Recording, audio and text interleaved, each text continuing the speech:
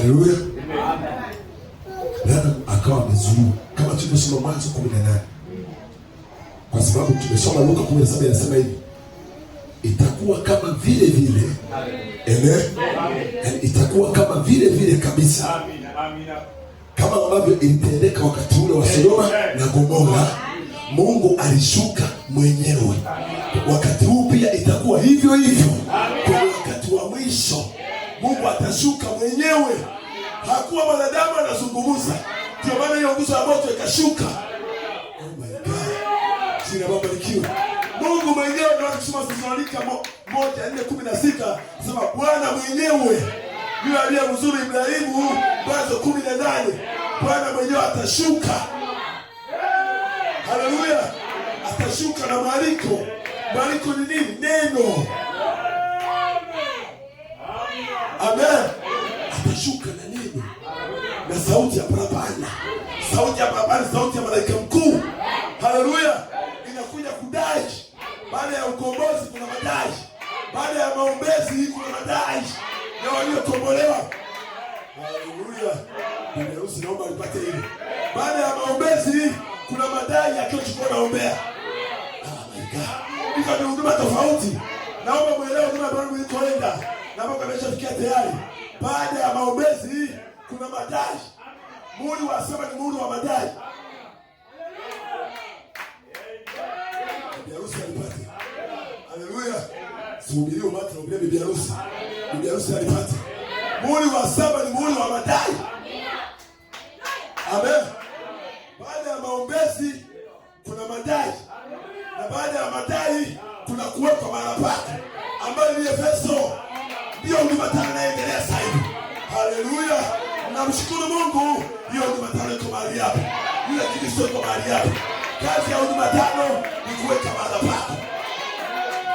Haleluya. Jina Baba likiwe. Fire, fire, fire. Kwa bibi harusi fire. Mungu moto wa mbinguni. Haleluya. Baada ya maombezi ni madai. Baada ya madai tunaenda Efeso. Efeso huduma tano. Huduma ya mikunjo mitano. Haleluya. Jina Baba likiwe. Amen. Haleluya. Amen. Kwa maana ndugu Branham alikuwa na huduma ya mivuto hiyo mitatu. Amen. Mvuto wa kwanza na mvuto wa pili. Jina Baba likiwe. Ilikuwa ni huduma ya kufanya maombezi. Amina. Amen. Amen. Huduma ya ukombozi. Amina. Ukisha komboa baadaye unakuja kutoa madai juu ya kile ulichokomboa. Oh my God. Bibi harusi mtazama. Na nilikwambia nirudi kidogo.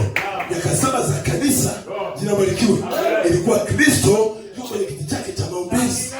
Kuhani anaombea, anafanya ukomboa, ila baada ya kusema kuisha anakuja kama Kristo kwenye kile kiunganisho. The voice of the archangel, sauti ya malaika mkuu kwa ajili ya kudai.